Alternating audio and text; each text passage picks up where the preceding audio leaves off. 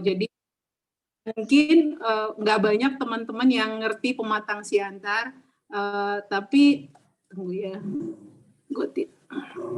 Nah, saya sama Emi itu teman satu kelas SMA, jadi kami itu satu kelas itu dari mulai kelas 1 sampai kelas 3 itu sama terus. Jadi walaupun penjurusan, kayaknya kami itu merupakan proyek dari guru kami yang dulu sangat berkesan sekali. Ada namanya Pak Tenenggolan. Nah, beliau itu tuh fokus supaya kami itu satu kelas bisa masuk PTN semua. Dan alhamdulillah 50% dari kami itu masuk PTN, tersebar di semua PTN di dalam negeri. Kalau Emi ke UI, saya ke Unpad. Makanya dari Pematang Siantar saya lompat ke Bandung. Tapi teman-teman di sini semua udah pernah dengar kata Pematang Siantar kan ya. Jadi itu suatu kota kecil yang paling terkenal dengan becaknya. Dulu kami masih ngalamin kalau waktu saya SMP ya. Jadi kalau kami mau naik becak itu kalau tukang becak lagi main bola, kami harus nungguin di lapangan bola sampai mereka selesai main bola, karena mereka tuh fanatik sekali main bola, semua tukang becak main bola gitu. Nah, jadi itu kenang-kenangan manis, salah satu kenangan manis bagi kami dari Kota Pematang Siantar. Terus kalau di Siantar itu saya promosi lagi, makanannya cuma ada 2, 1 enak dan 2 enak sekali gitu loh. Dan juga nggak menguras kantong. Jadi nanti kalau ada waktu kita jalan-jalan bareng keluarga Jangkrik ke Pematang Siantar, lihat kota kelahiran kami, mungkin banyak yang belum pernah ke sana. Di Bandung saya kuliah di Universitas Pajajaran, terpisah sama Sis Emi.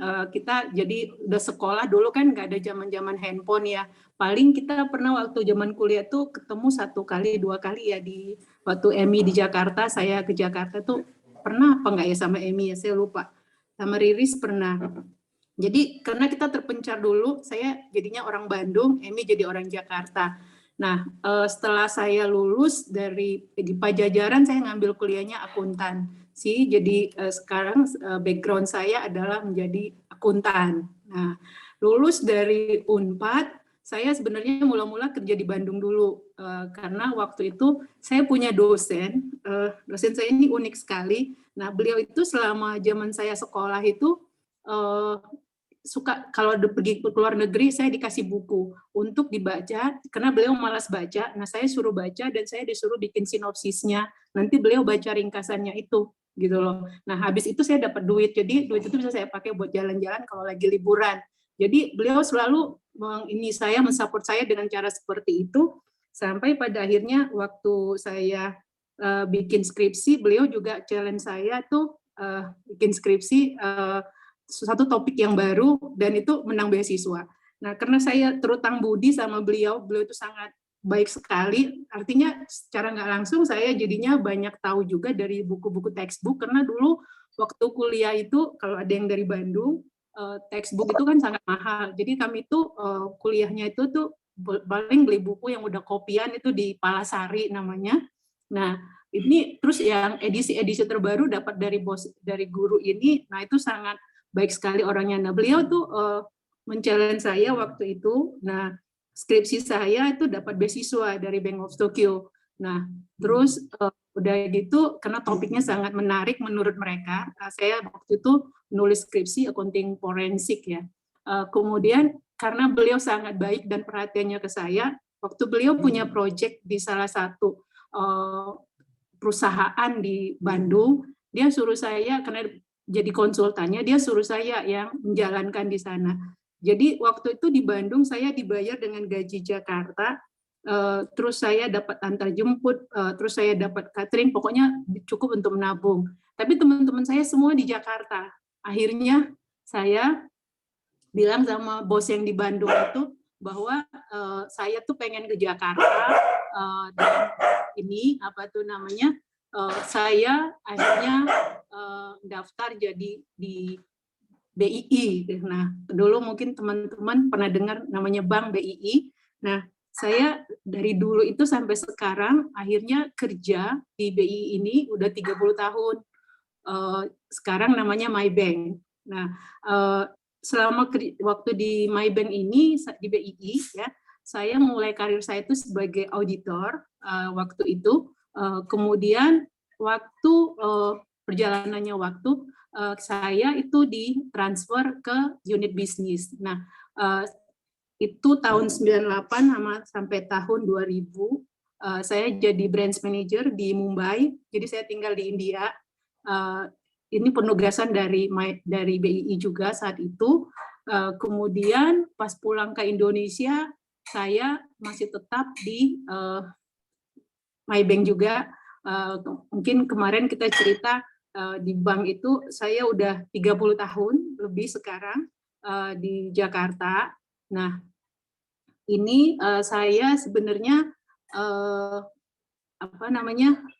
sekarang ini tuh sudah mulai memasuki masa-masa MPP. Tapi makanya kemarin itu waktu awal saya ketemu sama Sis Emi, itu dulu waktu awalnya waktu saya berkenal dengan Prudential ini, karena waktu itu saya cari asuransi kesehatan. Dari kantor memang saya di cover asuransi kesehatan. Nah, tapi waktu saya mau menggunakannya gitu loh. Nah, itu kalau kantor saya itu dia pakai limit rupiah per kamar.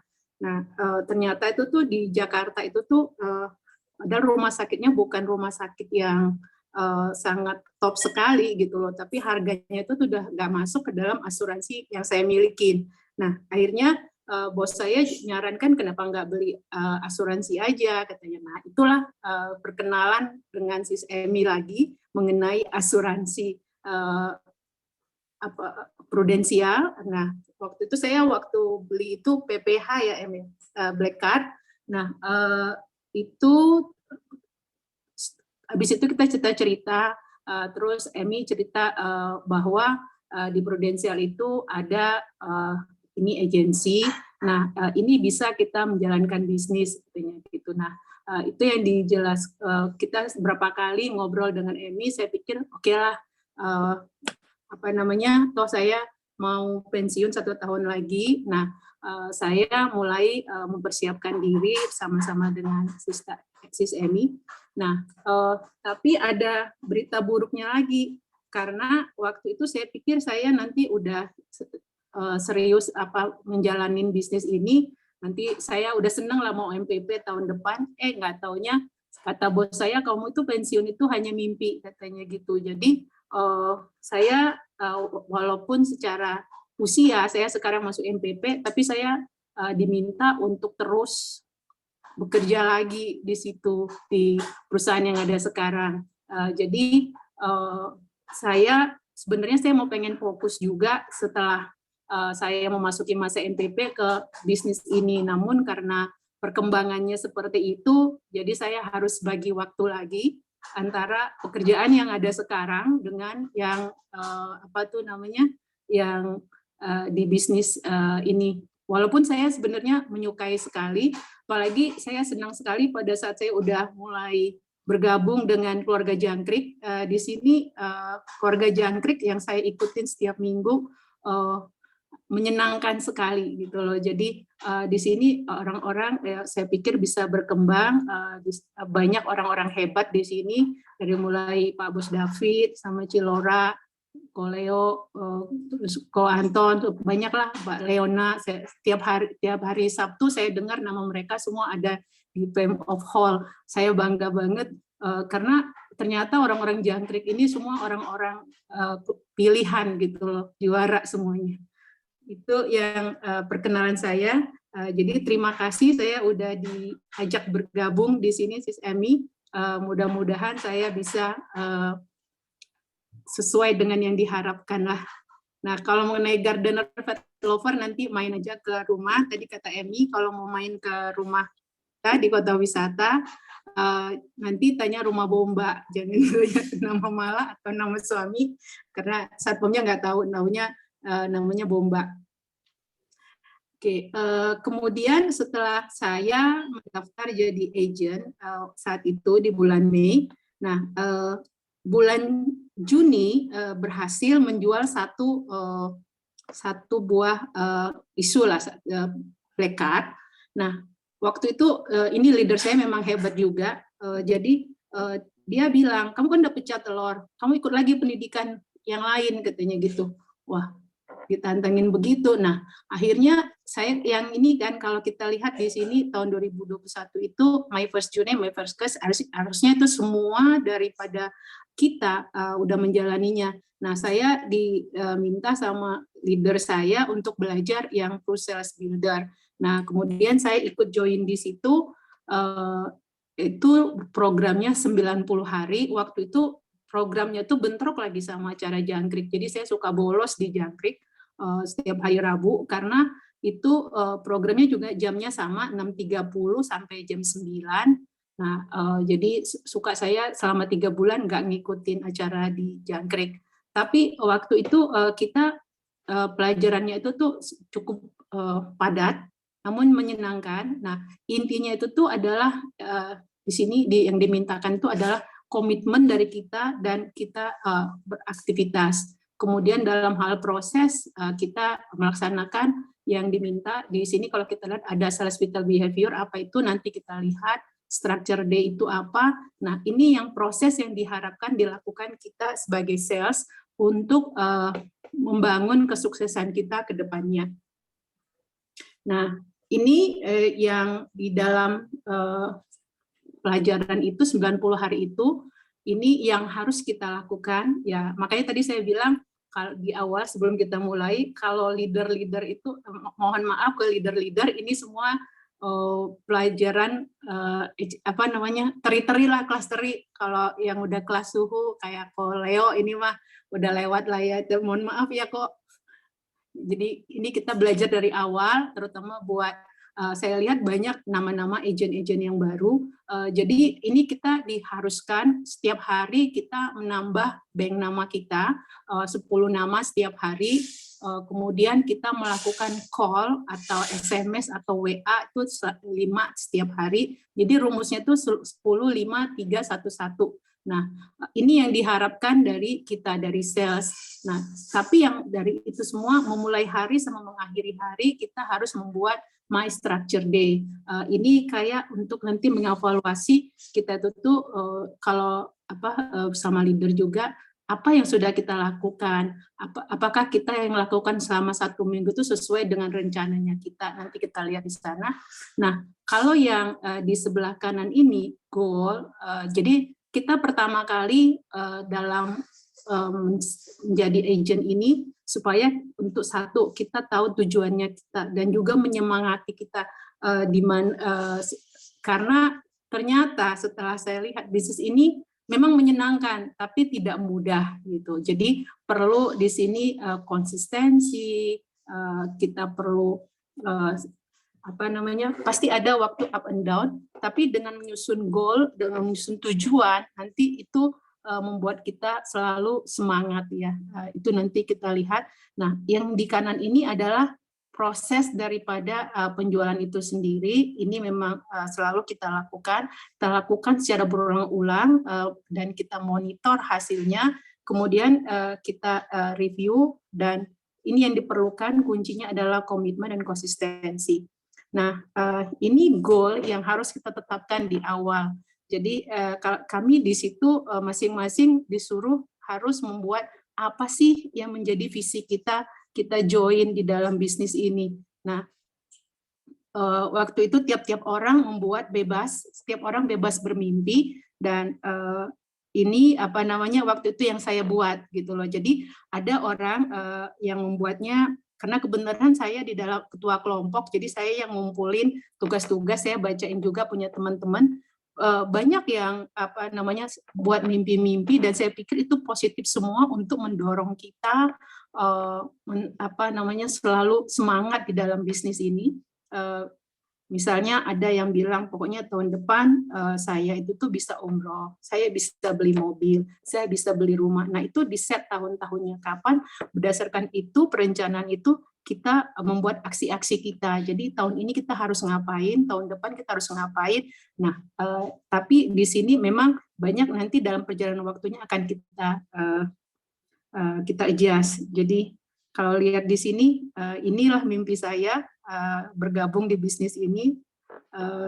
Jadi saya tahun 2021 saya memang memfokuskan untuk belajar, kemudian saya mau mulai membangun basis nasabah karena saya mulai dari nol. Kemudian tahun ini saya tuh pengen bisa API-nya saya bisa 300 juta. Tapi sampai sekarang API-nya saya belum tercapai. Cuma saya baru banyak menabur benih. Kemudian, yang tahun 2023 nih ada nih kalau jadi ada gambar di situ itu Aurora. Nah, selain bisa dapat API yang naik lagi dari tahun sebelumnya, pengen juga ke situ, ke tempat yang bisa melihat aurora itu. Cuma itu perjuangannya berat karena saya sendiri manusia gurun, karena panas, saya sukanya panas, sedangkan ini daerahnya beku. Mungkin di antara teman-teman ada yang udah pernah ke sana ya. Kemudian inilah mimpinya, nanti mungkin bisa di-adjust dengan berjalannya waktu. Tapi intinya adalah bahwa kita jangan pernah takut untuk bermimpi walaupun kita sudah tua gitu. Nah, nanti dari mimpi-mimpi itu akan membuat kita selalu termotivasi buat maju. Itu intinya. Nah, di sini saya menyadarin bahwa kita itu waktu jadi agent itu di luar sana sudah banyak yang jadi agent. Nah, banyak yang juga agent-agent yang berhasil, tapi yang agent-agent yang membuat orang skeptis terhadap bisnis ini juga banyak, sehingga di sini saya pengen membuat suatu perbedaan. Jadi mungkin nanti dengan teman-teman yang lain di Jangkrik saya lihat adalah agent-agent yang mempunyai diferensiasi, mempunyai perbedaan dengan agent-agent yang di luar sana. Saya lihat dari semangat dan juga cara bekerjanya. Nah, ini visi saya untuk bisnis ini. Silakan kalau ada yang bertanya ya. Kemudian,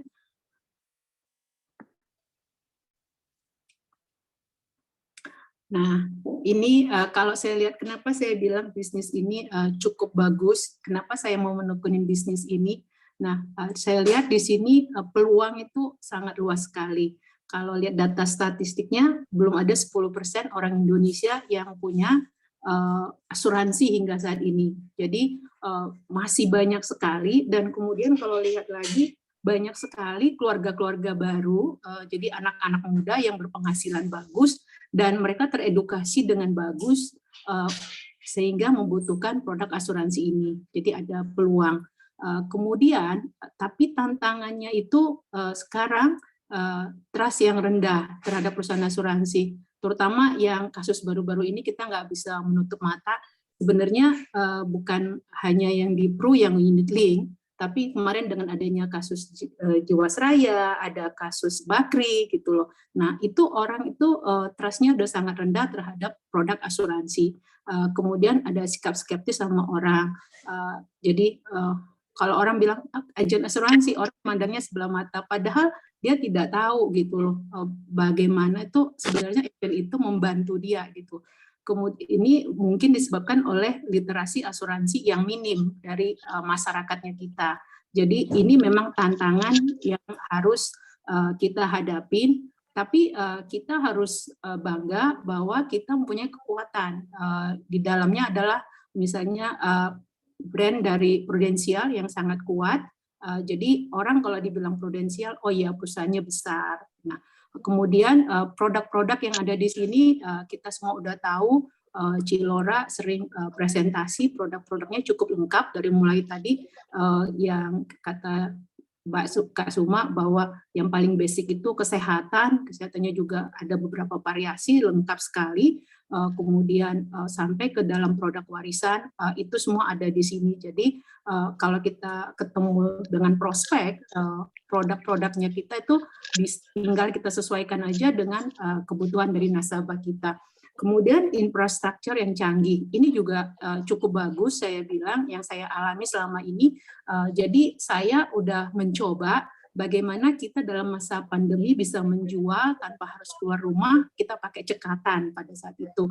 Nah, waktu itu saya karena namanya saya kolonial ya, Jadi saya kurang canggih pakai teknologi ini. Tapi Mas Adi, kalau saya ingat saya dulu bantu saya waktu saya stuck. Saya bilang ini harus gimana nih, harus gimana nih. Nah itu makanya saya bilang grup Jangkrik ini sangat helpful sekali. Jadi waktu kita udah ada prospek, terus kita udah masukin SPAJ, tapi kan kondisinya waktu itu pandemi. Nah, untuk bisa lolos itu dibantu sama saya ingat tuh namanya Mas Adi ya yang bagian IT-nya.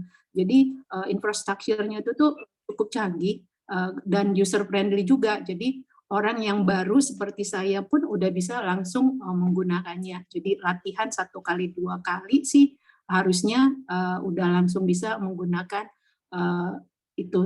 pengisian ESPJ-nya. Kemudian yang saya bilang ini sangat jarang ada di mana-mana. Ini komplimen yang saya pikir ini saya harus sampaikan. Keluarga Jangkrik itu sangat solid sekali dan sangat mendukung semua anggotanya. Jadi buat agent-agent yang baru gitu ya. Jadi jangan malas bergabung di hari Rabu ini. Dan juga kita punya saluran komunikasi di WhatsApp itu. Nah itu saya bilang cukup membantu sekali kalau kita untuk maju, terutama satu misalnya kita nggak ngerti, terus itu helpful lah. Jadi semua itu saling bantu dan saya sangat berterima kasih dengan bergabungnya ke keluarga Jangkrik ini. Nah ini jadi kalau kita sehari-hari bilang tantangan, kalau kita ubah jadi peluang dengan kekuatan yang kita miliki itu bisa jadi tentengan. Nah, jadi sebenarnya tentengannya nanti akan seberapa besar kita mau memanfaatkan peluang dan kekuatan kita yang ada sehingga kita bisa mengubah tantangan itu menjadi tentengan. Nah, tentengannya bisa berupa income dan yang paling penting lagi adalah semangatnya menolong orang. Karena kalau saya pikir di usia saya ini kita salah satu kontribusinya itu adalah bagaimana kita selain kita terus mendapatkan penghasilan, tapi kita terus menebar kebaikan, ya, menolong orang. Ini yang paling penting, saya pikir, spirit daripada bisnis ini. Nah, ini hal-hal ya yang perlu kita mungkin kita kuasain, kita selalu tanamkan dalam diri kita. Mungkin buat leader-leader yang udah lama di sini, ini udah dijalanin. Nah, ini kita buat yang baru-baru, ini kita secara bertahap harus terus menekankan dalam diri kita. Kita jangan lupa berdoa, udah pasti ya. Kemudian tadi kita sudah tetapkan tujuan dan impian kita mau jadi apa. Kemudian kita harus ada keberanian dan kemauan untuk berubah. Terus kita juga harus disiplin karena di sini kita kan memang semua fleksibel ya, jam kerja fleksibel. Jadi kitanya yang harus disiplin. Di sini yang ngatur diri itu harus diri kita sendiri. Kemudian yaitu syaratnya satu harus mau kerja keras, tekun, terus kita fokus. Dan yang pasti kita harus empati juga ke orang, terus kita antusias menjalankannya, persisten, terus ya kalau ditolak itu ya kita fight aja until the end. Nah kalau misalnya ada yang juga ngomong-ngomong miring, kita nggak baper aja. Yang penting niat kita adalah niat baik untuk menolong orang. Nah, nanti jam terbang akan membuat kita semakin baik dan memperbesar rasio keberhasilannya kita. Ini sih yang saya yakinin bisa membuat kita nanti untuk bisa maju ke depan. Kemudian kalau yang saya catat dari yang saya ikut-ikut webinar-webinarnya itu, ini yang penting dilakukan. Jadi fokus kita terhadap tujuan atau impiannya kita. Terus kita harus yakin bahwa bisnis ini skalanya luar biasa. Kemudian kita bersama-sama leader kita menentukan, men-set ya right strateginya. Kemudian yang ini tadi kalau di PSB tadi kan yang ada saya katakan 10, 5, 3, 1 ini konsisten kita lakukan, disiplin kita lakukan tiap hari. Saya sendiri sih ngaku saya nggak disiplin, makanya hasilnya nggak maksimal. Tapi minimal kalau saya melakukan ini, saya akan bisa melihat hasilnya lah harusnya. Kemudian kita harus rajin melakukan follow up, terus kita juga, nah ini yang paling penting dengan leadernya kita, jadi leader itu selalu tersedia waktunya, harus kita manfaatkan, kita harus bikinlah evaluasi paling nggak mingguan, kemudian dengan leader, karena leader itu berdasarkan pengalamannya tuh kita akan banyak dapat ilmu dan bisa memecahkan solusi pada saat kita mentok menjalankan pas ketemu sama prospek atau berada di lapangan. Kemudian ini sudah diajarkan juga melakukan rekrutmen untuk promosi, kemudian yaitu tadi stay humble. Saya lihat di sini semua orang-orangnya humble, passionate people. Kemudian, nah ini kewajiban di dalam kami di waktu ikut PSB. Jadi kita harus mengisi My Structure Days. Kalau dulu bahasa Indonesia, kalau kita zaman sekolah itu roster ya namanya ya. Jadi hari ini kita melakukan apa, terus apakah itu yang kita lakukan itu sesuai dengan yang kita rencanakan. Nah, kami tiap hari kita isi. Nah, ini kalau kita lihat, nah, kalau saya ini yang punya saya, yang saya isi adalah yang sebelah kiri. Jadi kelihatan sekali. Kan kalau hijau itu kita melakukan sales activity, yang tadi dari mulai bikin bank nama, bikin prospek, telepon prospek, nah itu yang hijau. Jadi semua kegiatan-kegiatan yang berkaitan dengan penjualan asuransi. Kalau kuning itu adalah training, kita menambah ilmu. Sedangkan kalau biru itu kita melakukan servicing, misalnya ngirim kartu ulang tahun nasabah atau mengantarkan polis ke nasabah. Nah itu warnanya biru. Nah yang saya punya adalah yang sebelah kiri. Dulu setiap minggu kami harus mengumpulkan MSD-nya. Nah ini setiap minggu itu sebaiknya direview sama leader supaya leader bisa memberikan masukan ke bawahannya, ke kita yang agent-agent di bawahnya. Nah kalau kita nggak punya komputer, kita bisa bikin, jadi udah dibikin format nih, dibikin formatnya. Nah ini kalau yang di kanan atas ini ada teman saya yang sama-sama training. Mereka itu nulis pakai tangan aja, ditulis pakai tangan, nah baru dikasih stabilo diwarnai. Nah ini di review juga hasilnya seperti itu. Nah kalau yang di bawah ini, jadi waktu itu ada session kami dikenalkan ke ada dia itu langganan MDRT dari Malaysia. Nah beliau juga masih rutin ngisi MSD-nya. Jadi ini waktu itu saya print screenshot MSD-nya beliau, kita lihat hijaunya memang setengah hari. Nah, beda banget dengan saya yang hijaunya cuma seiprit-iprit, cuma kayak percikan-percikan. Jadi ini salah satu menurut dia suksesnya dia tuh, behind the story-nya dia tuh seperti ini. Mungkin nanti leader-leader bisa share juga apakah memang hal seperti ini masih tetap dilakukan di leader-leader kita yang ada sekarang, atau ini hanya just teori. Cuma ini perlu juga terutama mendisiplinkan diri kayak saya gitu ya, orang yang baru-baru. Jadi saya itu tahu saya itu ada di mana sekarang. Nah, jadi saya mengerti kalau saya nggak berhasil berarti karena memang saya tidak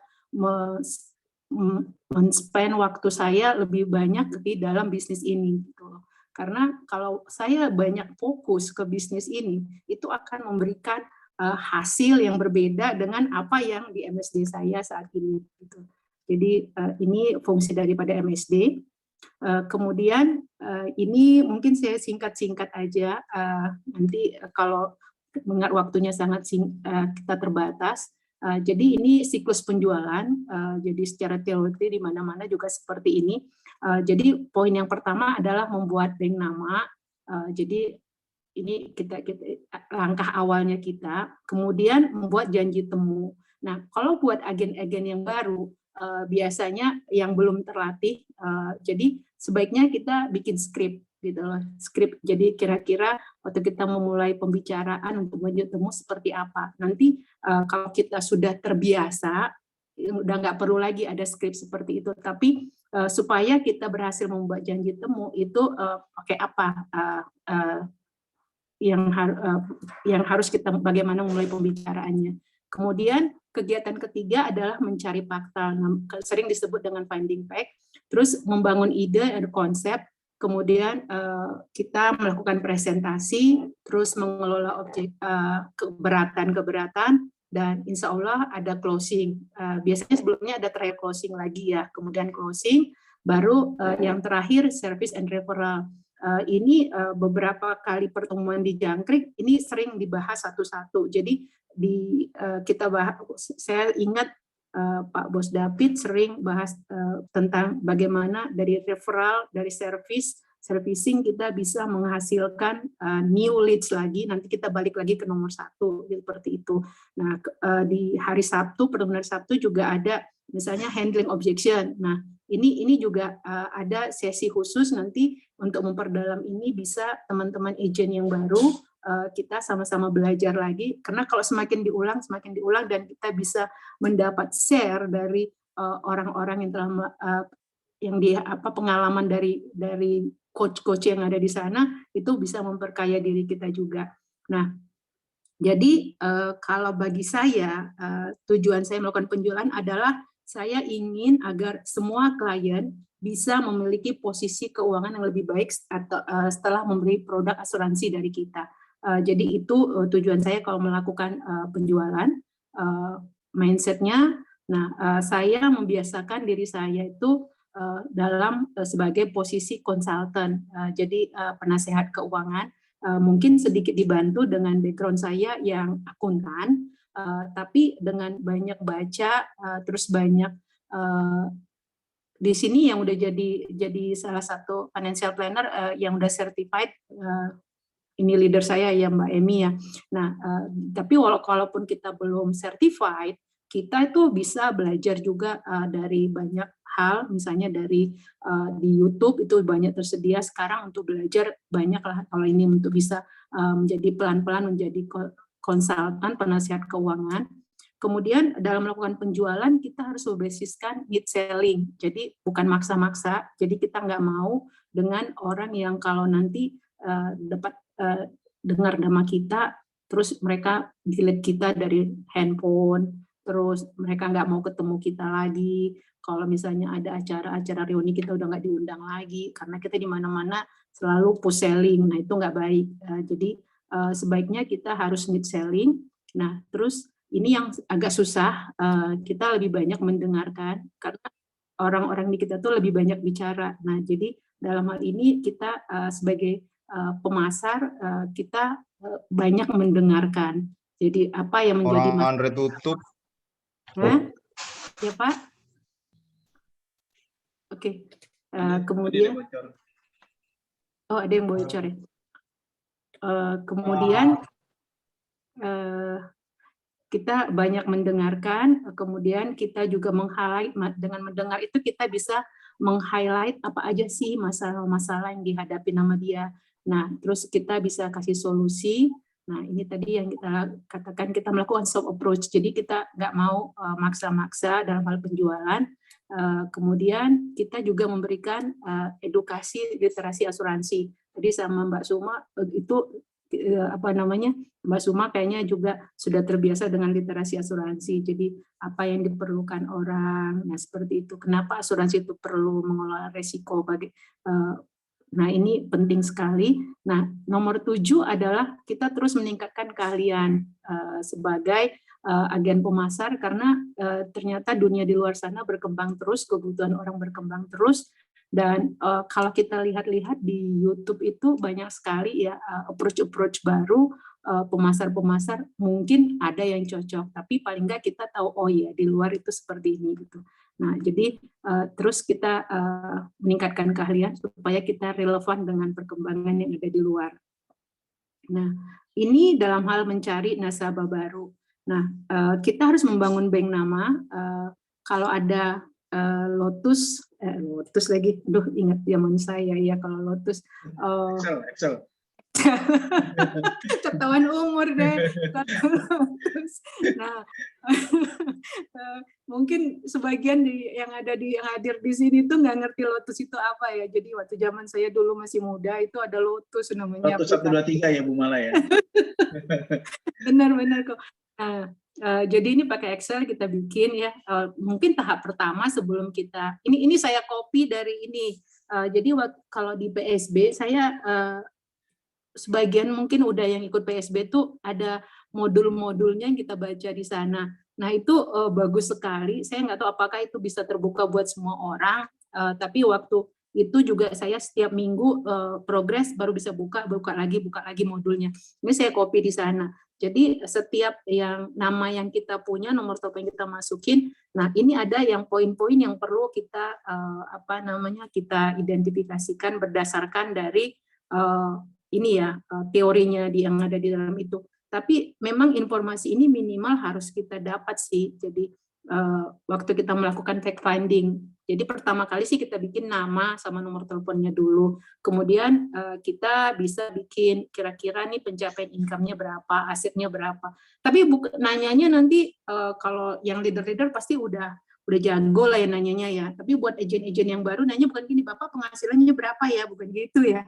Jadi kita tuh nanya misalnya dari kebiasaan-kebiasaannya dia. Nah, itu nanti kita bisa menghitung kira-kira penghasilan dia seperti apa gitu. Jadi kalau kita di bank juga waktu kita melakukan appraisal waktu mau cari nasabah, nah itu juga kita tuh bisa berdasarkan estimasi, memang pada akhirnya dia akan ngasih laporan keuangan segala macam. Tapi waktu kita ngobrol-ngobrol kayak gitu, kita udah bisa mengakses, oh ya orang ini asetnya sekian ya kira-kira gitu. Nah ini bisa kita masukkan di situ. Kalau usia kita bisa tanya juga, tapi ini seni bertanyanya itu nanti mungkin kita pelan-pelan sharing dengan leader. Ini seninya ada bagaimana orang itu tidak merasa dia itu tuh kayak lagi diinterogasi, tapi kita dapat informasinya. Jadi ini kita isi. Nah, kita isi berdasarkan ini nanti kita bisa mengklasifikasikan nasabah itu nanti next selanjutnya ya.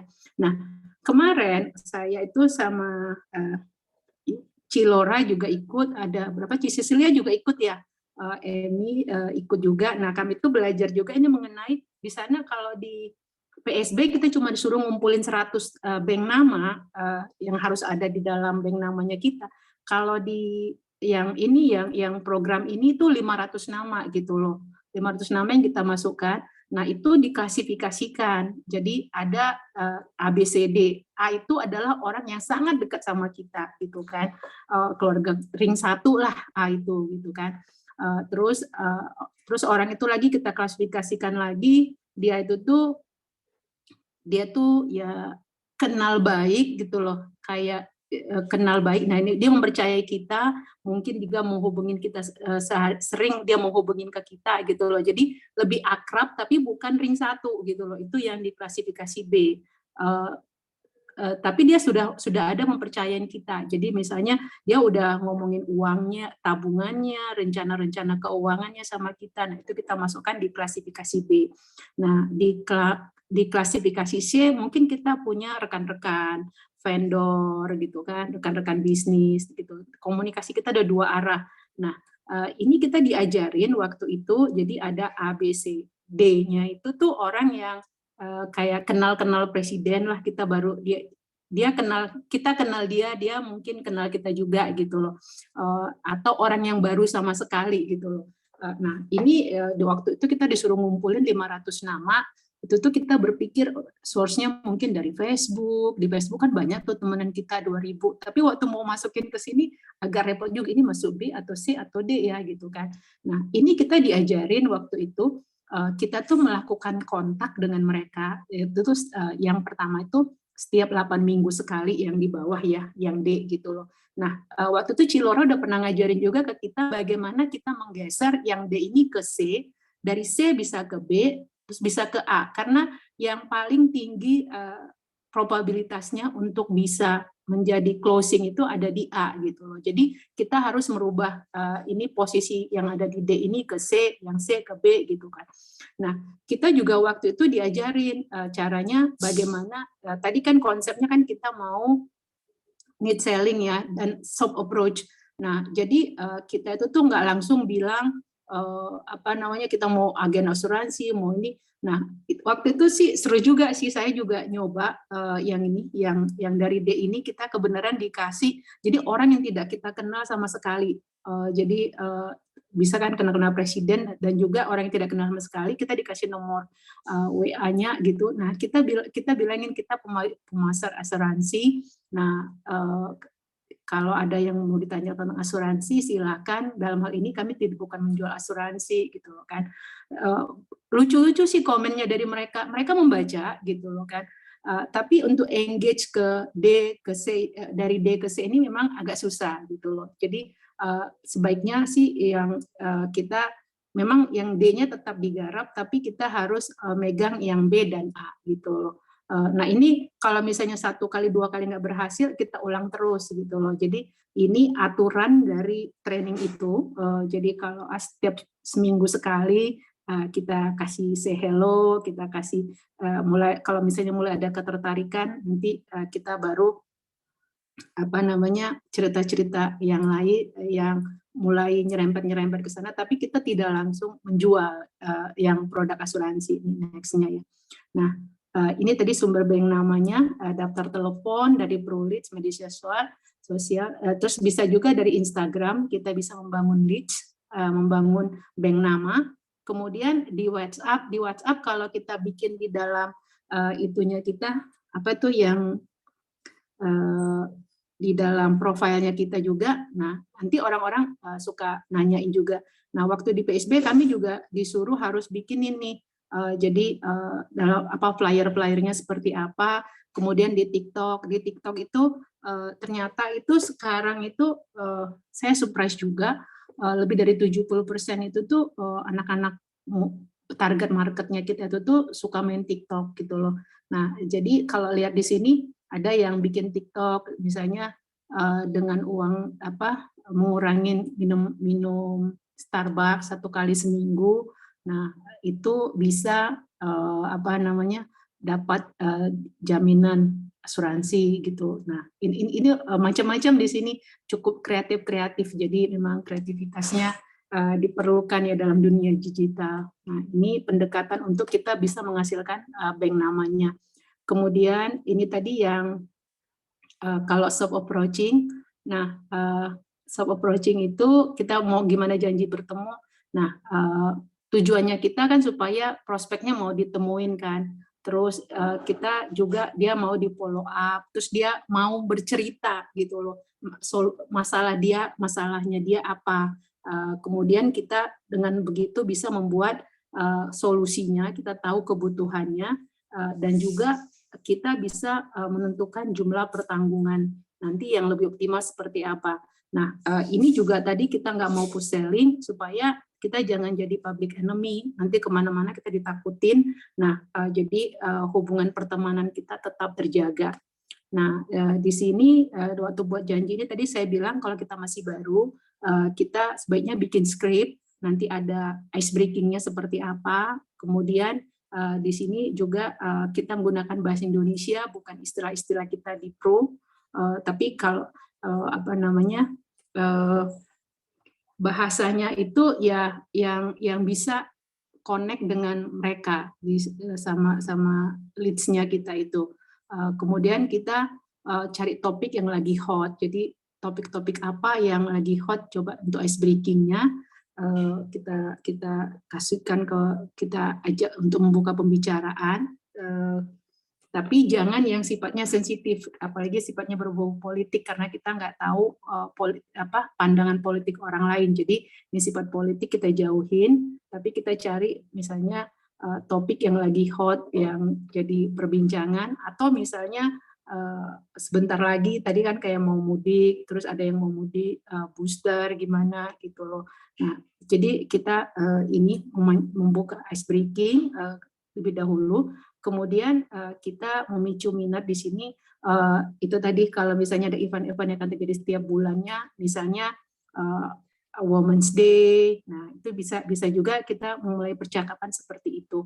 Ini terutama untuk grup C dan D. Kemudian kalau pembicaraan kita sudah mulai akrab, udah ada engagement, kita bisa mulai berbicara sama dia. Kalau misalnya terjadi kalau kehilangan penghasilan, gimana ya? Apa sih dampaknya? Apakah bagaimana kamu statusnya di rumah? Apakah kamu yang menjadi penanggung jawab keuangan dan seperti itu. Nah, kemudian kita juga basic needs di sini. Nah, bagaimana melengkapi sandang. Tapi ini kalau sudah ada engagement baru kita membicarakannya. Nah, pengertian daripada we are here as ini your plan B itu saya dapatnya ini dari saya salah satu yang menggemari Sanjay Tolani itu. Nah, jadi kalau misalnya kita di as your plan B itu tuh misalnya kita adalah dia memang sudah punya penghasilan. Nah, penghasilan itu bisa sesuatu ada risikonya. Nah, kalau misalnya plan A-nya nggak jalan, misalnya dia bilang saya udah punya tabungan itu nggak jalan, tabungannya nggak mencukupi. Nah, ini perlu plan B ini. Jadi kita itu risiko itu adalah plan B, managing risiko itu adanya insuransi itu sebagai plan B. Kemudian kalau saya lihat di situ juga ada mengenai asuransi itu kalau dikonotasikan di situ sebagai airbag. Airbag itu memang dia selalu ada dalam mobil, tapi kan dibeli itu waktu mobil diperlukan itu dia mobil itu baik-baik aja kan ada di dalam mobil airbag-nya gitu loh kan. Bukan waktu udah terjadi kecelakaan baru dibeli. Nah, itu dia kasih penjelasan seperti itu. Nah, jadi yang diperlukan pada step ini adalah kita belum ngomongin produk dulu, tapi kita mengarahkan konsep pembicaraannya supaya itu bagian daripada literasi asuransi juga ya. Kemudian, nah ini fact finding. Sampai di sini ada yang ini enggak? Semua terkesima sama materi itu malah keren banget Ibu. Aku sibuk mencatat padahal udah ada di download. Ya lanjut Bu Mala, keren banget nih, keren. Saya lagi belajar. Ayo.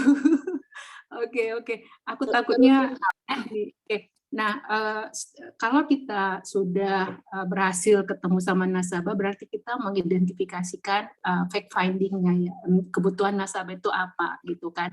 Jadi tadi di sini kita memang itu saya juga belajar dari dulu, saya belajar bagaimana banyak mendengar, tapi mendengar secara aktif, kita mencari fakta. Itu kalau di dalam PSB itu nanti saya download, ada juga transkripnya juga buat kita yang baru-baru itu perlu transkripnya. Jadi supaya kita bisa mengarahkan pembicaraan. Kalau leader-leader pasti udah terlatih, udah inilah nggak perlu transkrip itu. Kemudian kita terus melatih empatinya kita, karena dengan adanya empati kita bisa connect ke prospeknya kita. Jadi kalau misalnya dia hadapin ada objection juga kita hadapin dengan penuh kepedulian. Jadi tadi kan syaratnya kan jangan baper kalau ditolak kan. Jadi kalau ditolak itu adalah hal yang biasa dalam dunia yang kita jalanin sekarang. Jadi mungkin aja nanti dia suatu saat juga akan balik lagi ke kita. Terus kita kan udah belajar nih mengenai resiko yang mungkin dia belum memahami resikonya. Jadi kita di sini harus membantu prospek kita untuk memahami dan mengidentifikasikan apa sih yang jadi purpose, tujuan dalam hidup dia gitu loh. Nah, ini kita harus banyak berkomunikasi dua arah dengan dia. Nah, di sini juga kita harus menunjukkan niat kita yang sungguh-sungguh untuk membantu dia dengan memberikan solusi terbaik. Jadi tadi kita satu literasi untuk edukasi dan juga kita niatnya membantu orang. Kemudian waktu menggali informasi itu kita bisa memberikan nasihat keuangan yang baik apa aja. Jadi kita bisa tanyakan apakah sudah menikah, apakah ada tanggungan, apakah ada income. Nah, itu perlu kita identifikasikan supaya, tapi ya itu tadi seni bertanyanya itu yang memang jangan sampai nanti dia menutup diri. Jadi bagaimana kita membantu klien kita ini, calon klien kita ini untuk terbuka. Kadang-kadang orang kan nggak semua ya mau terbuka tentang keuangannya kan atau masalah yang dihadapinya. Nah, itu kita harus membuat dia merasa nyaman. Nah, di sini nanti yang bisa kita tawarkan produk-produk kita kalau saya lihat di dalam prudensial ini, kita tuh ada yang tadi rumah sakit dan dana kritis, kemudian ada untuk persiapan dana pensiun, kemudian ada investasi, ada lagi pendidikan anak, ada lagi perlindungan penghasilan. Nah, ini bisa kita buat itu kalau kita bikin, lihat dari segitiga ini, saya copy dari tempat lain ini, tapi ini berlaku di mana-mana. Jadi yang paling dasar tadi Kak Suma ngomongin, yang paling dasar adalah di situ ada asuransi kesehatan, asuransi jiwa, dana emergensi, itu untuk bertahan hidup lah ya. Jadi ada step-stepnya. Manajemen hutang, kemudian perencanaan warisan, itu paling bawah risk management. Kemudian yang selanjutnya lagi perencanaan pendidikan, ini tahapannya ya, jadi yang paling bawah itu adalah yang paling basic, tapi kalau dia punya orang lebih kita bisa naikin lagi ke atas gitu loh, ke segi paling ujungnya. Nah, kalau yang kayak Sis Emi yang punya mudah-mudahan jadi ya Sis, yang gede itu, nah itu mungkin udah di atas itu. Jadi dia di apa namanya, di aggressive investment juga, filantropi, dinasti. Jadi sebenarnya perencanaan dia bagaimana keluarganya bisa survive tanpa dia, misalnya dia sudah tidak ada pun, keluarganya bisa tidak hilang kenyamanannya. Kemudian ini yang level-levelnya semua, survival, aman, nyaman, dan paling tinggi ini. Nah, ini yang kalau si Sanjay Tolan itu suka bilang yang estate planning itu ya. Nah, itu paling atas dia. Ini wealth management. Kemudian memahami kebutuhan nasabah. Ini saya ambil dari tempatnya Pak Sanjay Tolani itu. Nah, jadi dia bilang yang konsep 28.000 jam itu ya. Jadi umur rata-rata manusia itu katanya sekitar 80 tahun. Nah, biasanya kalau di kuadran 0 ke 20, 80 ke 60, orang-orang itu udah nggak ada pendapatan. Jadi adanya itu di 20 sampai ke 60. Nah, ini kita bagi nih. Jadi waktu kita ketemu orang itu, kita tadi yang kolom-kolom di depan itu kita bisa isi berdasarkan ini sebenarnya nanti. Kemudian kalau kita lihat di sini dari usia 0 sampai 20, nah itu nggak ada pendapatan, tapi ini orang-orang itu disuruh bermain, disuruh sekolah supaya bisa dapat kerja bagus dan bangun usaha. Nah, kalau di 20 sampai 40 profilnya itu adalah yang profesional muda, keluarga muda. Nah, biasanya mereka itu kerja pertama, masuknya perusahaan kerja yang pertama, beli mobil pertama, baru menikah, ataupun punya anak yang pertama. Nah, sedangkan kalau 40-60, biasanya ini dia itu tuh di usia produktif ya. Jadi ada dalam posisi key management, ada yang jadi pengusaha. Jadi di sini orang-orang yang ada di kelompok ini biasanya orang-orang yang sudah mapan secara keuangan. Dia sudah gemar berinvestasi, terus dia anak-anaknya udah selesai kuliah, perlu biaya pernikahan anak, dan untuk persiapan pensiun. Jadi nanti kita berdasarkan profil ini, kita bikin yang di sebelah kanan nih, waktu finding fact-nya. Jadi keluarga muda, jadi misalnya ini Pak, katakanlah ini Pak Leonardo, waktu itu saya bikin namanya Leonardo ya, punya anak, punya istri. Nah, dia itu sudah menikah. Nah, ini kalau di profil keluarga muda ini kita bikin seperti ini, rata-rata seperti ini profilnya. Jadi dia itu orang-orang yang sekarang ya, pasti digital, dia tuh penghasilannya rata-rata ya minimal 15 juta lah per bulan. Terus mulai melakukan investasi.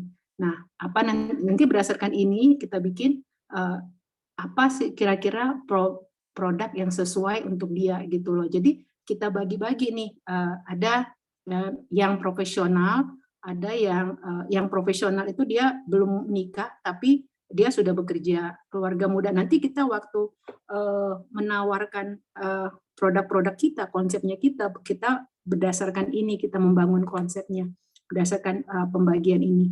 Nah, biasanya di sini kekhawatiran yang timbul adalah gimana ya kalau saya, ini kan kalau kita di sini pendapatannya ada sampai umur 60, tapi bagaimana kalau dia tidak dapat bekerja hingga usia 60, apa yang harus dilakukan? Terus gimana kalau dia nggak mencapai usia 60, misalnya meninggal?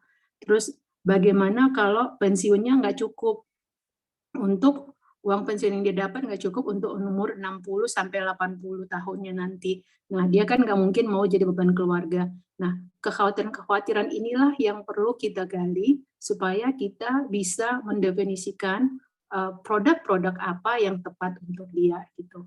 Jadi misalnya baru beli rumah, terus baru beli rumah pertama, terus dia ada anak. Nah, kalau misalnya ini PCB juga bisa ditawarkan, tapi mana yang lebih penting lagi antara perut cerah dengan PCB.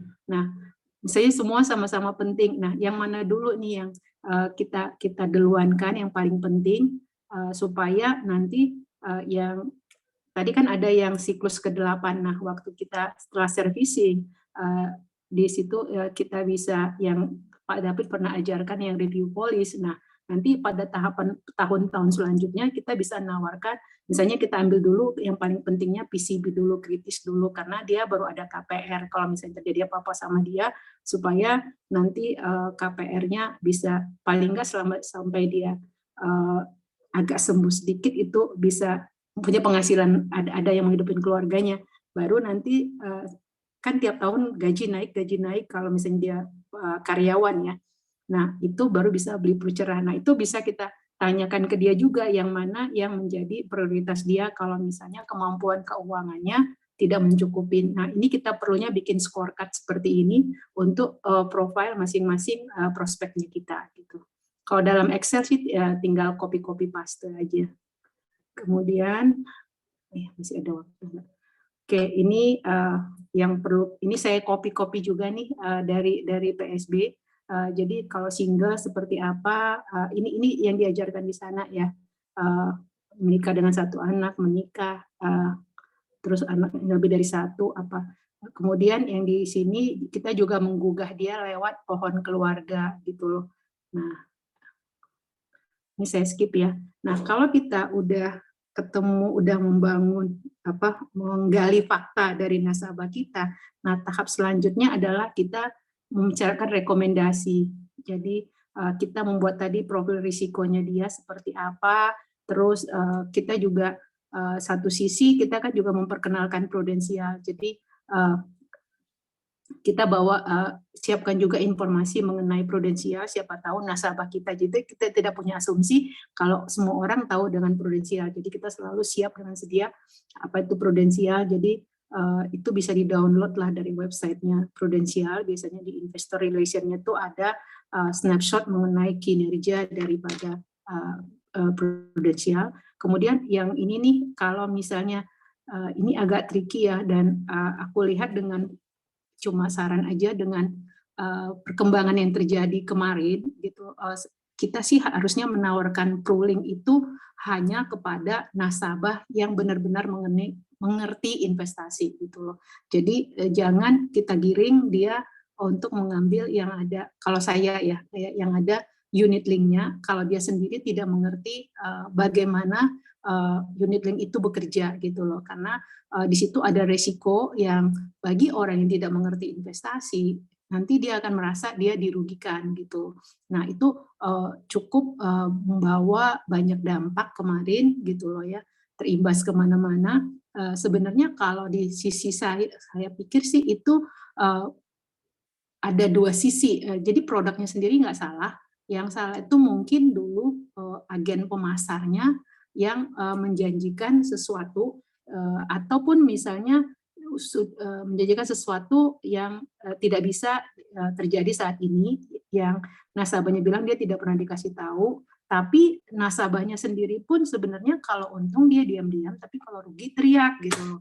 Nah, jadi ada dua sisi kalau saya lihat di sini yang bermasalah. Makanya kalau saya sebagai agent, saya pikir saya akan mengetahui, cari tahu dulu ini nasabahnya ini dia ngerti investasi atau enggak. Kalau dia nggak ngerti investasi, tawarkan aja produk yang konvensional, karena nanti kita susah di kemudian hari. Bagi saya dan saya lihat sih, kalau di produk asuransi ini kan begitu kita punya nasabah, itu kan kayak pernikahan ya. Jadi seumur polis itu terus jadi lengket ke kita gitu loh. Jadi mau nggak mau kita dari awal setnya harus benar, karena kalau nggak nanti kita susah ke depannya. Jadi kita harus memberikan informasi yang benar, resiko yang benar kalau dia ini. Nah, itu mungkin yang ruling ini kita harus lihat-lihat ke jenis nasabah ya, leads yang kita hadapin baru kita tawarkan. Kemudian nomor 4, kita menyiapkan ringkasan produk yang akan kita tawarkan.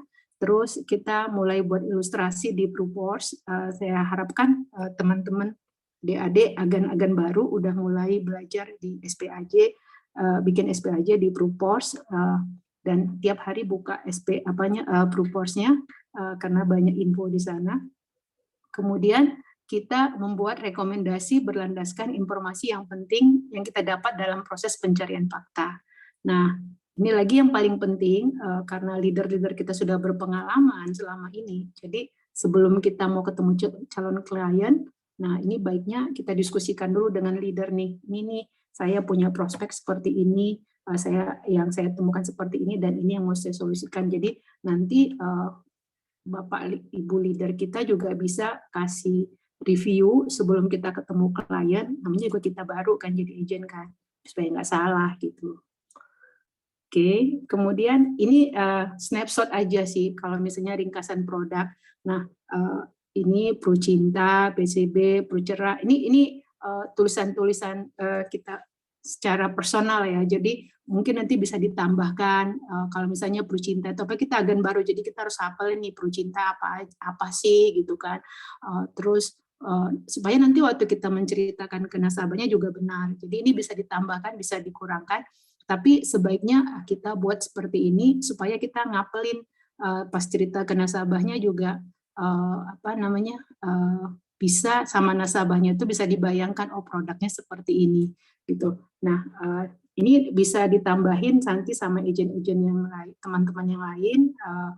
Tapi kita sebaiknya membuat seperti ini supaya waktu kita cerita ke nasabah, presentasikan ke nasabah, kita udah ada guidelines-nya.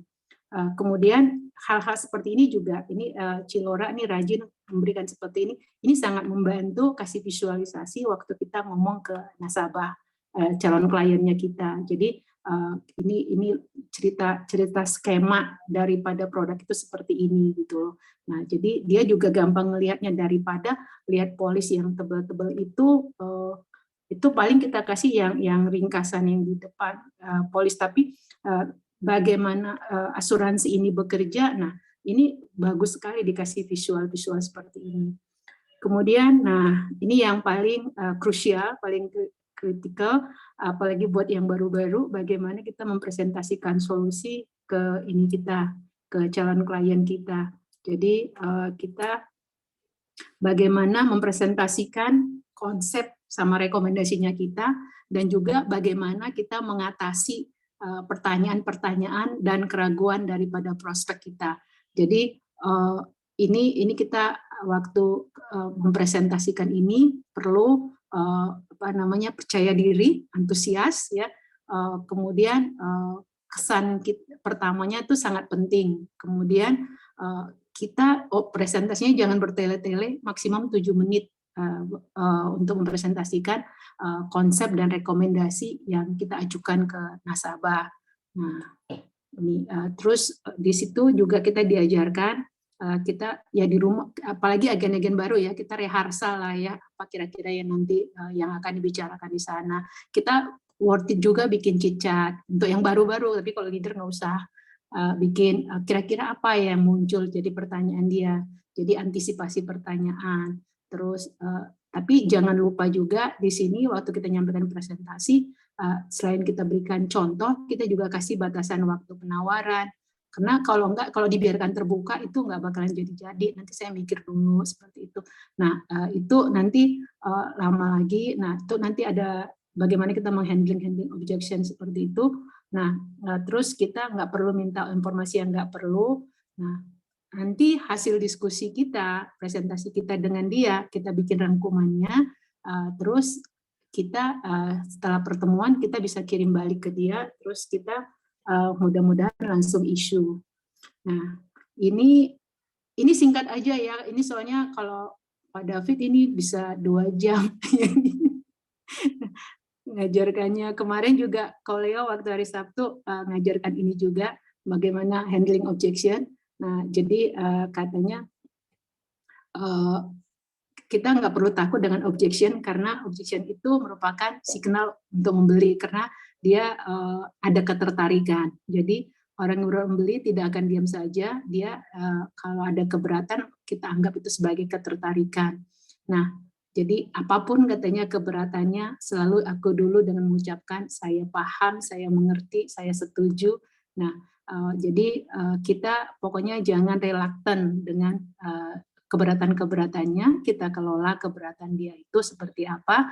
Nah, kita banyak bertanya ya, juga kenapa dia punya keberatan dan apa namanya, kita bersifat bertanya di sana, terus kalau kita nggak jelas kita tanyakan ulang lagi keberatan-keberatannya agar kita dapat memperjelas masalah utamanya. Jadi keberatan-keberatan yang muncul itu ada beberapa macam sih. Ada yang bilang, aduh saya nggak punya uang untuk asuransi, aduh saya nggak butuh, duh, jangan sekarang deh. Tadi kan Kak Suma bilang, padahal kan orang katanya masih muda, banyak yang sakit, kalau udah sakit nggak bisa di cover.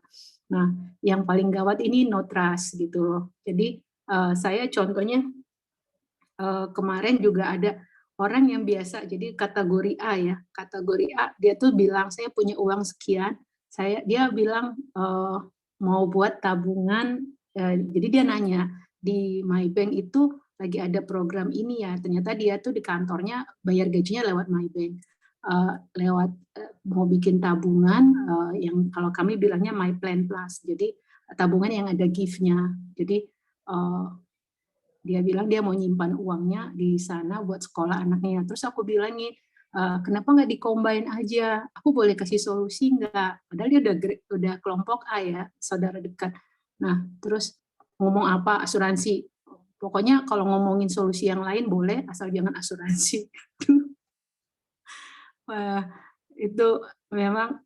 Terus kenapa saya tanya lagi, gali lagi lebih dalam gitu loh. Nah dia terpengaruh. Nah itu memang kita harus kelola pelan-pelan.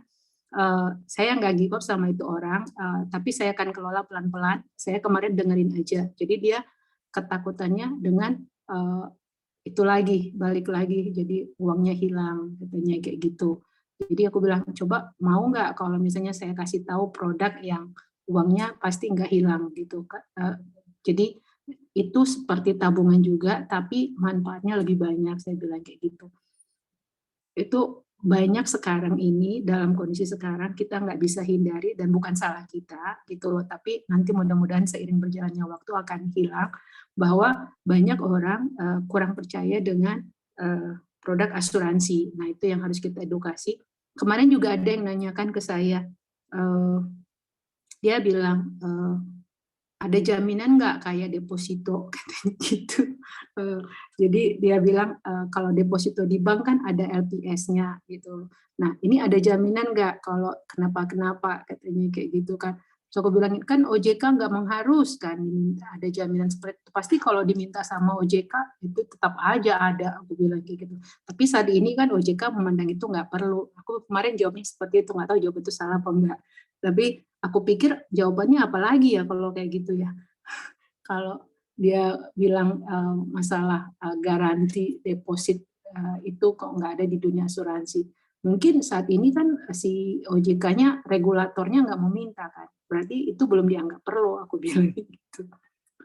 Kemudian, nah ini kalau kita udah sampai ke penutupan penjualan closing.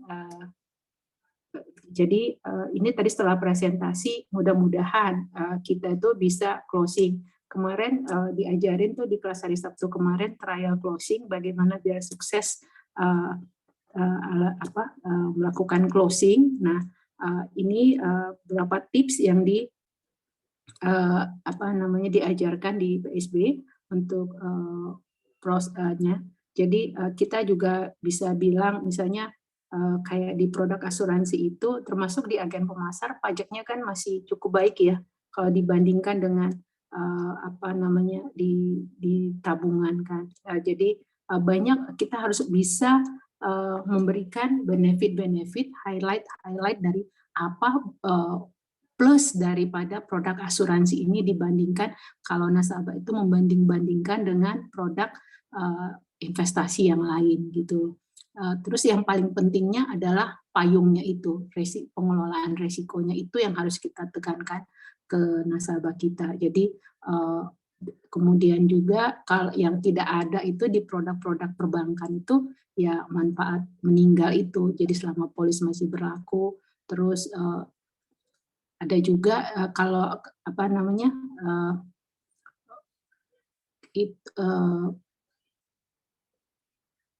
di waktu kita memberikan polis itu ada masa mempelajari polis. Jadi kalau nggak suka, kalau misalnya ada yang kurang tepat itu bisa dikembalikan lagi. Jadi ini harus kita tekankan ke nasabah kita.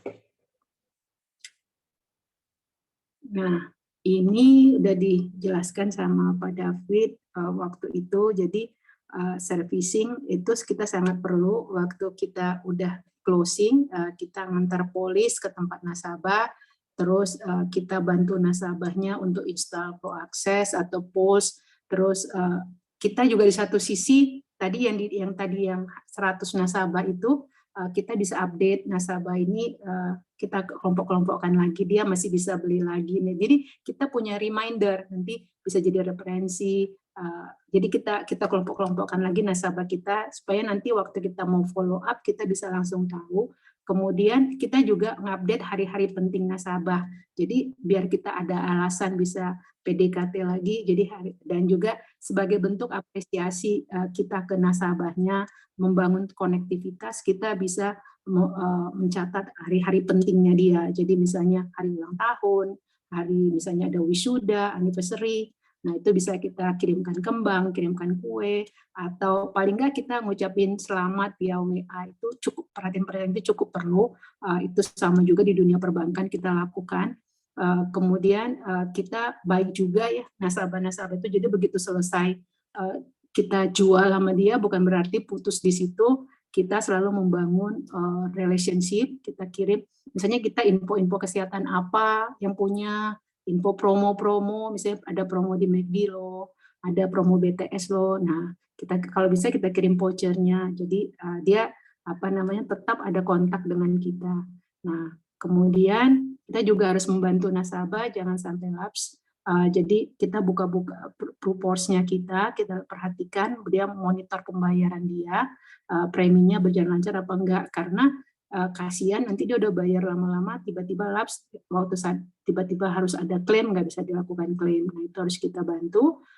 Kemudian kita juga membantu, itu perlu di dalam buku yang kita tadi yang kita udah klasifikasikan nasabah itu, kita bikin review polis, siapa nih yang jatuh tempo harus kita review gitu loh. Jadi di tempat kita itu harus ada alert nasabah ini perlu direview gitu loh, supaya nanti apalagi kalau udah banyak nasabahnya kayak leader-leader kita kan, takutnya ada yang udah lama nggak tersentuh polisnya, nggak pernah direview, padahal dia ada needs untuk membuat asuransi. Nah ini yang paling bawah, nah ini sangat perlu. Aku lihat Koleo kemarin melakukan claim handling ya kok,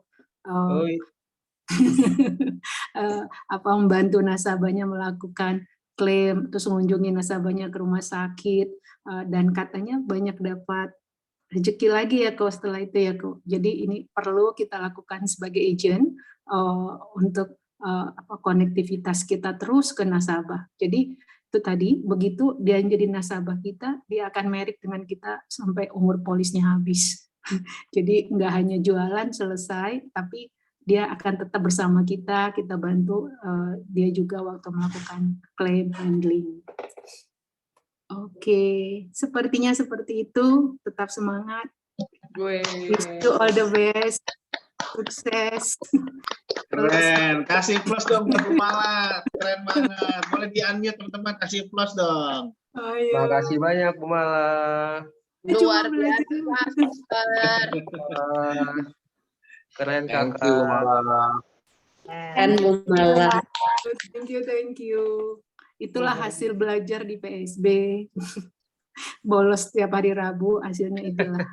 PSB batch berapa Bu Mala? Aduh, lupa lagi PSB berapa itu ya. Pokoknya yang Juli sampai Agustus sampai September. Oh, oke. Gitu. Sebenarnya kalau kita disiplin sih, ya leader sudah memberi contoh berhasil. Oke, Sister. Thank you so much ya. Aduh, memang Welcome. so proud of you, Sister. Aduh, kita tuh bangga deh teman sekelasku. Nah, teman-teman semua di Cafe Jangkrik, jangan disia-siakan ya kesempatan ini. Yang mau nanya ini waktunya udah tinggal beberapa menit lagi. Kita biar tetap jangan terus semangat. Kita langsung aja dengan tanya jawab nih. Ada yang mau nanya sama Sister Mala nggak nih?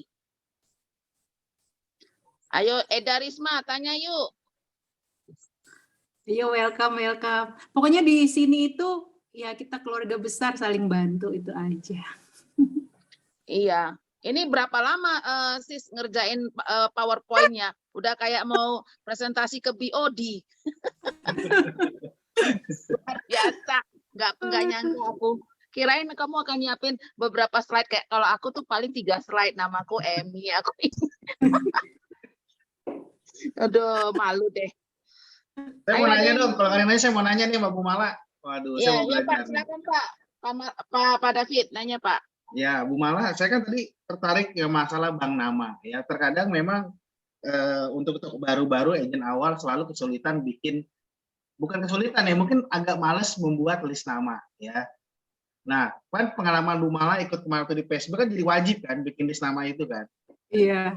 Yang pertama, kesulitan apa dalam memilih, menyusun, merangkum 100 plus 500 ya. Terus setelah menulis ya pasti pilihannya tadi kan Bu Mala udah cerita tuh, teman saya mau dengar versinya Bu Mala nih. Nyampe 100 nggak kemarin namanya? Nyampe 100. Oke, yang 500 nyampe juga 500 nama. Nyampe. Wih, keren luar biasa ya, 500 nama. Nah, gimana caranya nih? Saya yakin nih banyak di sini yang masih baru-baru 115-nya kayak susah banget gitu ya. Nah, coba dong Bu Mala kasih tipsnya. Menyusun yang pertama 100 nama, habis itu nyusun 500 nama. Coba dari mana aja yang versinya Bu Mala ya? Ya, yang paling cepat itu dari kontak telepon yang ada dalam handphone saya, ya. Terus itu kan saya ikut tergabung ke WA group itu kan. Nah, itu kan ada alumni saya bagiin ke teman saya SD, teman saya SMP. Sampai sekarang saya masih punya kontak juga ke mereka kan. Ada worknya kita kan. Kata suami saya sih cuma teman TK aja saya nggak punya untuk kelompok reuni.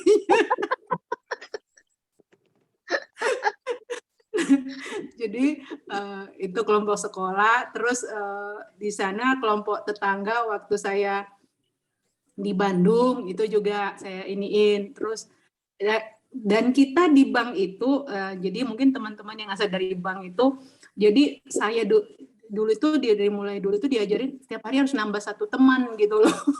Jadi orang-orang yang kita kenal itu harus kita usahakan menjadi teman kita walaupun temannya kenal presiden ya Pak ya. Jadi mungkin kita ada satu tempat kita ketemu orang, kita langsung ya sapa aja lah, SKSD ya istilahnya gitu kan. Gitu. Nah, jadi dari situ juga bisa dapat dari WA, kontak telepon, terus udah kayak gitu dari Facebook. Itu kan di Facebook itu sebenarnya kalau itu masa yang kolonial semua gitu Pak. Nah, kalau mau lebih milenial lagi, nah itu apa namanya ke Instagram masuknya. Jadi di teman-teman pokoknya dikumpulin semua teman-teman di grupnya Bomba itu kan ada fans-fansnya Bomba. Nah itu tak kontak Fans juga. papinya. Papi lovers.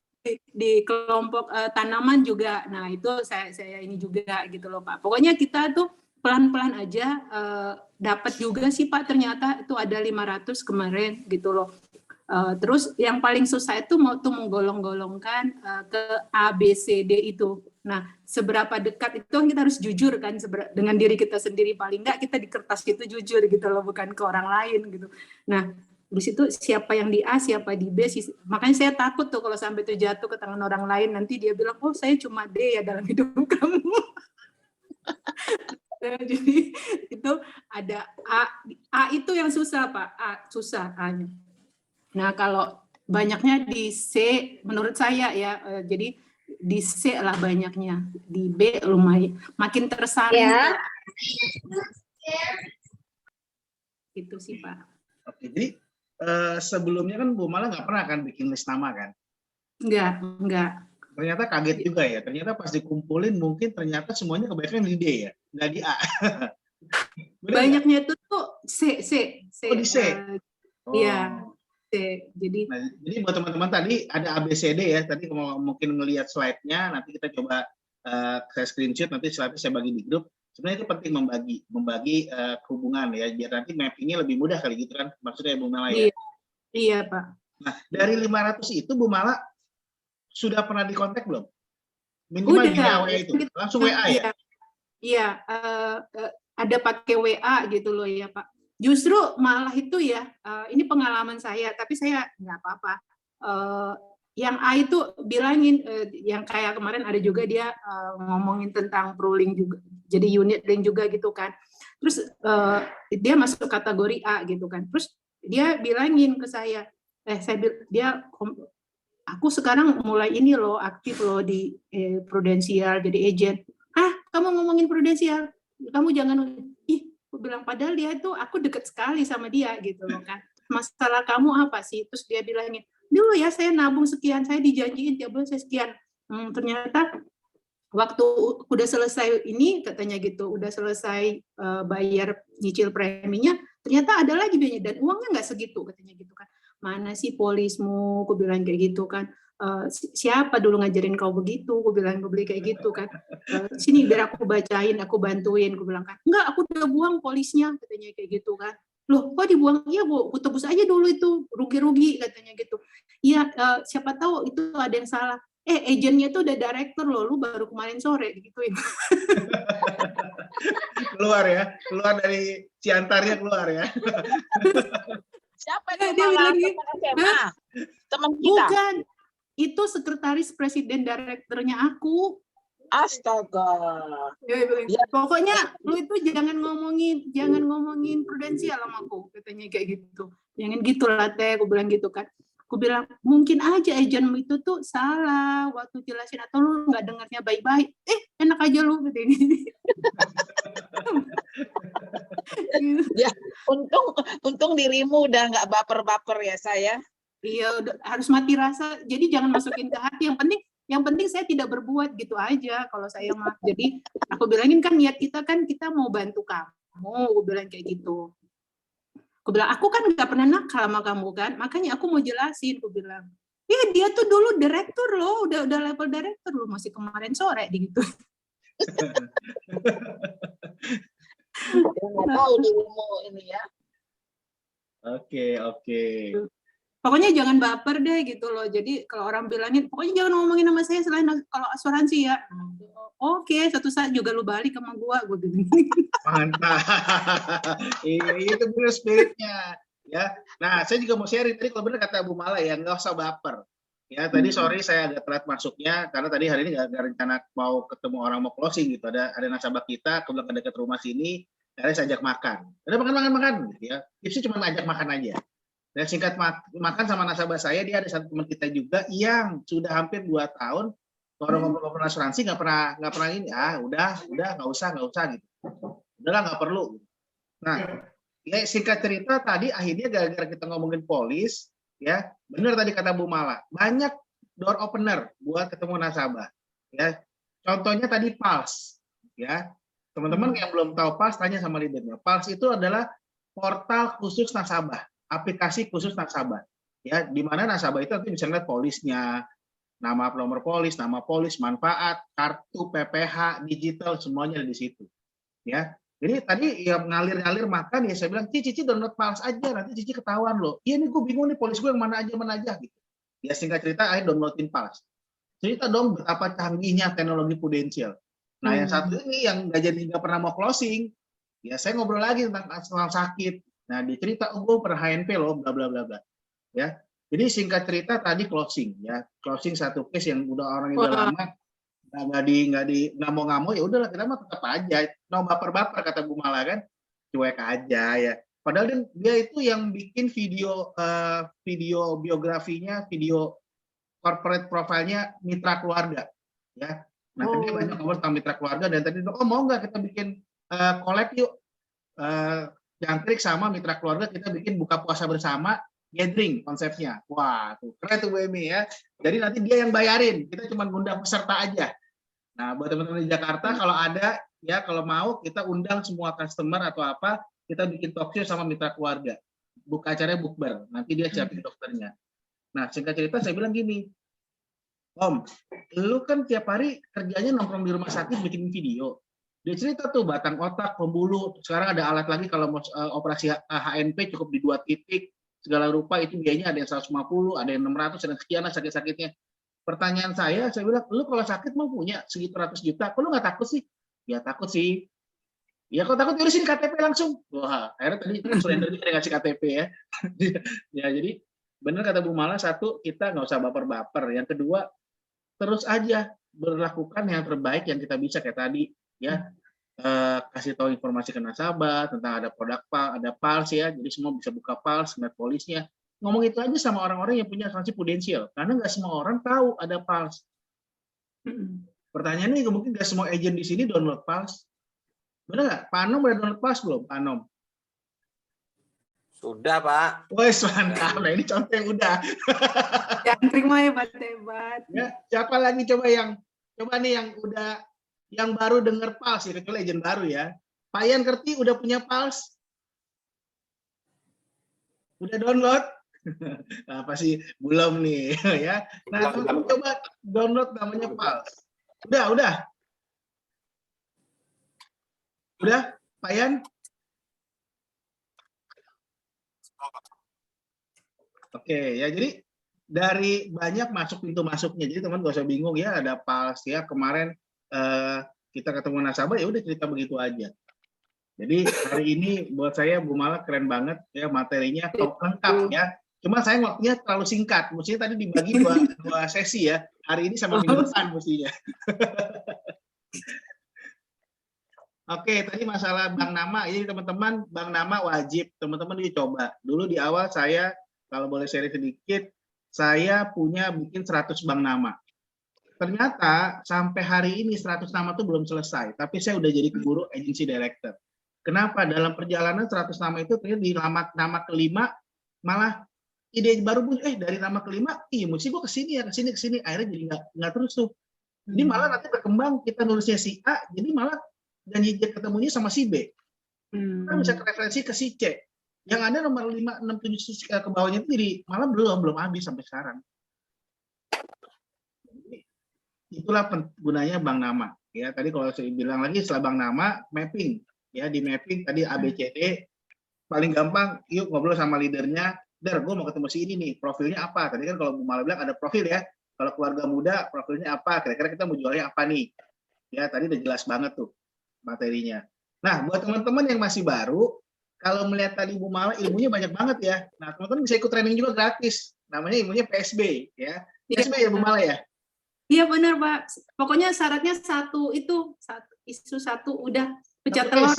Pecah telur. Nah, jadi buat teman-teman yang baru ya senang kayak Bu Mala nih seneng belajar ya. Cukup satu case teman-teman langsung dapat fasilitas training gratis. Gratis kan ya Bu Mala ya? Iya, itu salah satu kelebihannya Prudential. Jadi kita bisa menggali ilmu sebanyak-banyaknya gratis asal kita menyediakan waktu aja. Betul. Ya, kemarin saya ketemu dengan agent, saya lupa ya, dia tuh di mana ya? Saya lupa, ada salah satu maskapai asuransi. Dan dia bilang, gila ya, Prudential itu luar biasa. Detail banget materi trainingnya.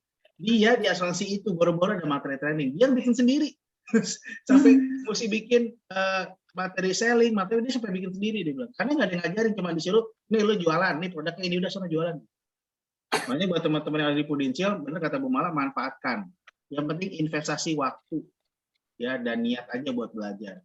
Jadi kalau bisa saya tambahkan, di Prupors itu kan ada training, katalog, terus di dalam itu banyak sekali informasi. Terus kalau nggak suka baca-baca, biasanya di dalam modulnya itu ada video juga.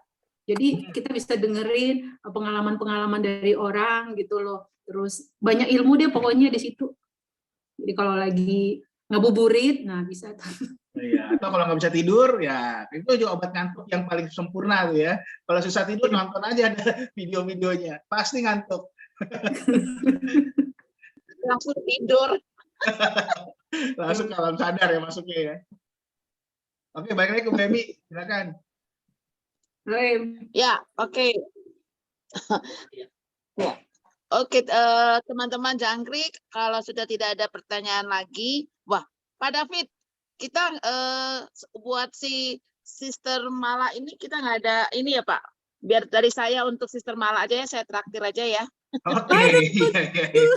Coba kan leaderku hebat. Ya, Jadi siapa yang effortmu kalau yang mau ikutan bikin ya, PowerPoint itu bagusnya. Tenang dong, ada, tapi nggak hari ini, dikirimnya besok. Ya, thank you. Iya. Waktunya. Thank you buat teman-teman Jangkrik juga yang mau yang bergabung hari ini. Jadi selanjutnya saya serahkan ke Pak David. Oke, Bu Emi, terima kasih buat MC dadakannya, keren banget, selalu siap ya, udah jadi mau jadi apa, ready ya. Nah, terima kasih sekali buat Bu Mala, materinya keren banget ya, izin nanti saya mau belajar lagi dari materinya, mungkin nanti kalau teman-teman yang mau materinya, boleh minta ya Bu Mala ya. Silakan itu. Oke. Nah, tapi kurang canggih, sorry ya. Oh, seadanya. Bikinnya cuma 2 hari. Oh iya, nanti undang lagi kok Bu Mala minggu depan. Ya nanti kalau yang nggak jelas kasih tahu, kita undang lagi Bu Mala, setuju nggak? Coba kalau setuju, coba ketik SSSS, coba diketik SSS. Yang pengen belajar lagi sama Bu Mala. Ya, coba ketik SSSS ya. Nah, banyak tuh Bu Mala yang pengen belajar lagi Bu Mala ya. Jadi sekali lagi terima kasih Bu Mala, walaupun baru ya jadi agent, tapi buat saya ini keren banget, ilmunya udah luar biasa. Ya sekali lagi thank you, semoga Bu Mala tahun ini bisa promosi AAD, walaupun masih dipaksa ya sama Maybank untuk berbakti sama Maybank setahun lagi, tapi saya percaya tahun ini Bu Mala harus semangat jadi AAD ya. David, kemudian tercapai. Ya, satu pertanyaan dong buat Bu Mala. Boleh, silakan. Terima kasih. Iya, Bu Mala mau tanya. Ibaratnya kan Ibu sudah punya jabatan lah ya di Maybank. Apa yang membuat Bu Mala bisa tertarik di bisnis Prudential? Apakah karena melihat perubahan Mami Emi ataukah apanya gitu, pengen tahu aja. Thank you. Oke. Ini pertanyaan yang lupa saya tanya nih, sebenarnya ini bagus banget, thank you Bu Natali udah bantuin nanya. Oke. Jadi gini, singkat aja ya, tapi saya bukan mau bersikap idealis. Jadi tadi kalau di vision board-nya saya itu ada, saya bikin, jadi kalau kita udah di usia 45, mungkin ada nggak di sini yang udah 45 sih? Jangan-jangan saya sendirian yang tua. Saya baru 30, Bu Mala. Okay. Nah, jadi kita itu tuh biasanya timbul dalam diri kita sendiri. Kita sudah dapat banyak berkat dari Tuhan ya. Jadi perjalanan hidup saya itu saya cukup berterima kasih sama Tuhan gitu ya. Tadi saya belum cerita ya. Jadi saya tuh merasa saya perlu diberkatin terus gitu loh. Jadi orang tua saya itu meninggalnya pada saat saya masih kuliah, papa saya, ibu saya ibu saya udah saya kerja tahun 94 gitu ya. Jadi saya tuh menapak dari bawah gitulah perjalanan karir saya di Maybank. Nah, tapi di Maybank mungkin kata coachnya saya itu orang yang mau merubah diri saya. Jadi saya dulu waktu masuk background saya adalah auditor. Kemudian saya jadi merubah ke bisnis, ke branch manager. Saya tinggal di India. Saya belum pernah tinggal di India. Saya harus tinggal di India. Jadi saya itu kalau menurut coach saya itu beradaptasi secara cepat gitu. Menurut coach saya ya. Nah, itu perjalanan seperti itu. Dan saya selalu diberkati nama Tuhan menurut versi saya, hingga saya tuh selamat hingga 30 tahun saya berkarir di Maybank. Manajemen ganti semua, tapi saya tetap bisa bersama mereka. Jadi sekarang yang bekas-bekas bos-bos yang saya gawangin dulu, ada Pak Rida Wirakusuma yang kemarin di Permata, ada juga yang di Bank Niaga. Jadi saya kalau pertemuan perbankan itu semua bekas-bekas bosnya saya gitu loh. Nah, jadi saya merasa terberkatin. Jadi apa dalam diri saya timbul pertanyaan, apa yang bisa saya perbuat gitu loh. Saya ingin membuat impact. Jadi tadi di dalam vision board-nya saya making an impact. Jadi saya pengen orang-orang di sekitar saya juga merasakan berkat yang saya terima. Nah, itulah kenapa melalui ini mungkin saya melalui tim nanti agent-agent yang ada di bawah saya, mereka juga akan berkembang gitu. Kemudian saya tadi saya bilang mindset saya adalah orang yang menjadi nasabah saya itu harus lebih bagus dia dalam posisi keuangannya. Jadi hidupnya harus lebih baik gitu loh. Itulah semangat saya itu sebenarnya mau menolong orang lain. Ujungnya memang uang, pasti uang ya. Karena saya nggak bisa menghindar dari itu, cuan lah katanya gitu kan. Tapi ide dasarnya adalah bagaimana saya bisa berkontribusi, memberi impact, membantu orang lain. Itu aja dasarnya. Keren, thank you. Keren, malah keren. Aku belum pernah dengar itu malah. Aduh, sister, kamu baginya di sini.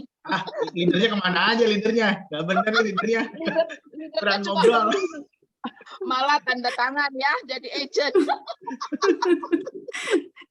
Dipaksa sama dia jadi agent, tapi akhirnya membahagiakan sih. Jadi, karena semangatnya itu menolong orang itu. Jadi apa yang bisa saya bikin membantu orang lain, nah itu sudah membahagiakan saya. Konsep bahagia saya adalah seperti itu. Wow, keren. Waduh, saya sampai terharu dengernya Bu Mala. Ya, saya tadi saya ngobrol di grup leader, keren ya Bu Mala tuh humble banget dengan posisi hari ini, masih mau loh merendahkan hati, mau belajar hal yang basic menurut saya. Kata Bu Mala, ini mah receh lah mungkin ya. Tapi Bu Mala begitu luar biasanya, saya salut sama Bu Mala mau belajar. Mungkin saya juga harus belajar sama Bu Mala nih. Ya, keren banget.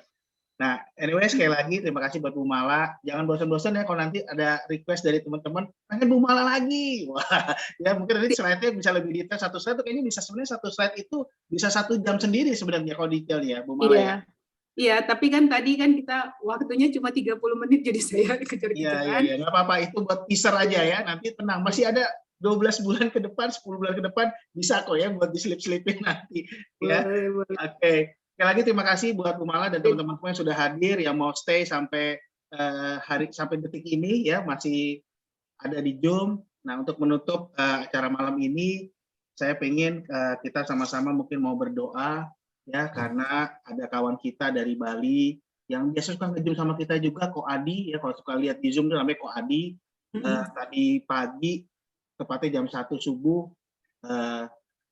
kemarin pagi kalau nggak salah ya. Pak Anom kemarin pagi atau tadi saya jadi lupa tuh ya. Kemarin Pak. Iya, kemarin pagi dipanggil Yang Maha Kuasa ya. Jadi meninggalnya, koreksi saya kalau salah Pak Anom, jadi kalau dengar dari Pak Anom meninggalnya kira-kira di rumah ya. Dia sedang tidur sama anaknya, jadi pagi-pagi sudah nggak ada. Ya, mungkin karena jantung ya, suspeknya sih jantung. Nah, jadi kita mau menundukkan kepala, kita berdoa sambil kita doa penutup, mendoakan beliau semoga almarhum mendapatkan tempat yang terbaik di rumah Bapa di surga.